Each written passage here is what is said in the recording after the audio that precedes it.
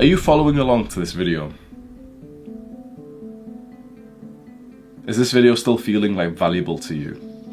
That's Hamza, and he's one of the best YouTubers at holding your attention. Even though he only makes talking head videos, he'll make you watch till the very end, which can be sometimes up to 2 whole hours. But how does he do this? That's exactly what I'm gonna answer in this video, because after watching countless hours of his content for the past 2 years, I found 5 secret psychological tricks Hamza uses to keep you watching. The first psychological trick Hamza uses to hold your attention is to relate with you. What I mean by this is that in every single video he has ever uploaded, he always starts the video by telling you his life story or a situation that happened with him which is relatable to the audience. Here are some clips of that. But the thing is, I didn't know this stuff.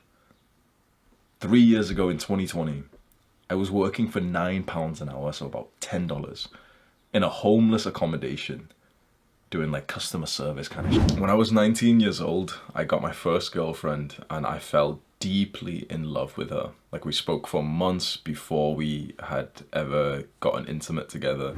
I was that student in class who was literally mindless through everything. So when the teacher was at the front of the class trying to teach us something, they're writing down on the whiteboard or they're asking you questions, my mind was always elsewhere. This is incredibly powerful for many reasons. First of all, it makes you want to hear him out and wait for the solution to the problem. Because if he's gone through the same thing as you're going through, then he should know something you might not necessarily know. Secondly, it builds a friendship between the viewer and Hamza. This is also the case in real life. You're more likely to trust someone when they keep it real and tell you something very personal. The same thing works online, and that's why he even has a cult of over 200,000 people that follow whatever he says. The second psychological trick Hamza uses is we versus them. In other words, he's polarizing. Most people are actually scared of being polarizing because it might affect their fan base, but it's usually the opposite. Not being polarizing is simply just boring and makes it difficult to build a real fan base. There are a lot of benefits to being polarizing. First of all, it builds an even closer connection with already existing fans, but it will also result in people disliking you. But you should know already that bad publicity is always good publicity. And lastly, it will make you more relatable. Being polarizing is the reason why Trump won the election in 2016, why Andrew Tate became the most Google man, and why Hamza is where he is now. The third trick is simply to not overcomplicate the way you present information to the viewer. To use normal words and make it easy for the viewer to understand will always be better than using big and difficult words. It also helps the viewer remember you and the value you've given them. Luke Belmar explains this perfectly. I don't want to make it complicated. If I make it complicated, you won't remember it.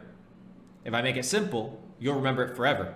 The fourth trick is called the reciprocity principle, and it simply means that if you give enough value to the viewer, they'll return the favor, which in this case is to become a supporter or even pay for courses and things you might be selling. How you do this is to humanize your brand with your attractive character, which is the character you want to show to the world. Then start giving stuff away, which can be information and value through your content. By prioritizing the viewer and answering the questions they might have will increase their commitment to your brand and you as a creator. This is what Hamza does, and actually what I do too. The final trick is to have social proof. Hamza has gone through things you might be going through right now, and he's probably at the point you want to be at. So you're naturally going to try to emulate the habits he preaches. And those habits are the value he gives you in his content, which goes back to all of the points I've talked about earlier. So do you see a pattern? Every psychological trick I've told you in this video goes back to the start, making an infinitive loop. So what I want you to take from this video is to start using more psychological tricks in your videos. It will not only build a stronger fan base, but it will also increase your average view duration, which will grow your channel in the long run. Thank you for watching, and bye.